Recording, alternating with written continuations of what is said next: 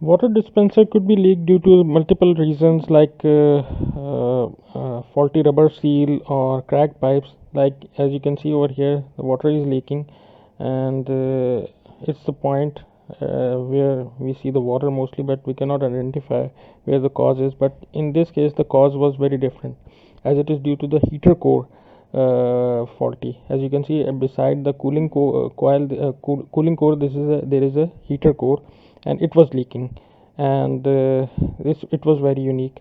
So I need to open the dispenser. After removing all the screws and casings, here is the heater core exposed, and all the wirings and connections you can see. Just note down all the wires and connections, because later on it will be helpful, or you may not get confused. And after that, remove all the pipes. Here you can see the removed heater core with insulation applied over it. Here the inlet pipe over here, and it will connected over here at this point. And also there is also a, as you can see, this is a outlet point and also the overflow pipe, and this is the overflow pipe, and it is connected like that. Here's the connection, and this overflow pipe is connected over on the second point. It's connected over here and connected to the body. This is the inlet.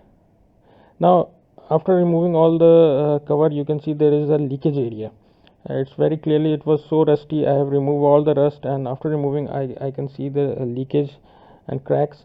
And now I cannot use welding or any kind of other things, so I've used the soldering instead. As you can see, the soldering, I have soldering while soldering I have repaired this, and after repairing, I refitted back, covered it, and now I'm connecting everything at its place at its place as it was. Simply slide and it will be fit at its place. Connect all the screws and all the pipes, and keep in mind where all the pipes were and where to connect which pipe, and also use the tie clips to connect and fix it. Connect all the wires. As you can see, I'm connecting over here. It's overflow pipe, I'm connecting to it. But keep in mind that it is only it may be possible that the soldering may not be the option in case the crack is very big. So it will be better to replace the heating core. So here you connect the screws over here, and as you can see, keep in mind all the connections should be as it is. Now it's connected. Now all the pipes need to be connected. This is the hot water pipe. It will be connected over here. Similarly, in the center there is a cold water pipe. There is a normal water pipe in the center. This is normal for the normal pipe, normal water. It will be connected to the inlet of the heater inlet pipe, and it is the cold water inlet pipe. So keep in mind how you need to connect. Now all the pipes are connected.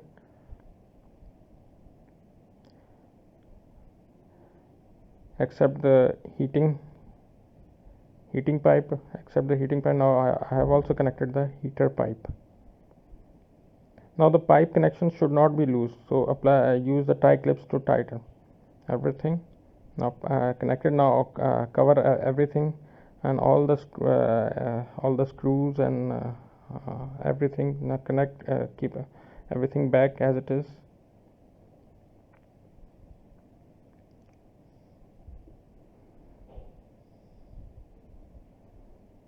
Now over here, this is the water dispenser from the top view.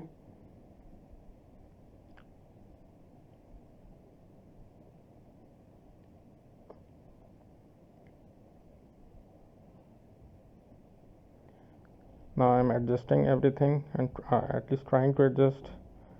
It's not that difficult. So while removing all the screws, you have to remember all the positions where everything was. Some of the points are adjusted to the clips, so everything now at this point there's no screws, but it's actually clips, and we need to push it down to fit this front area. Now you can see there is clips, and at the top there are two screws. So you must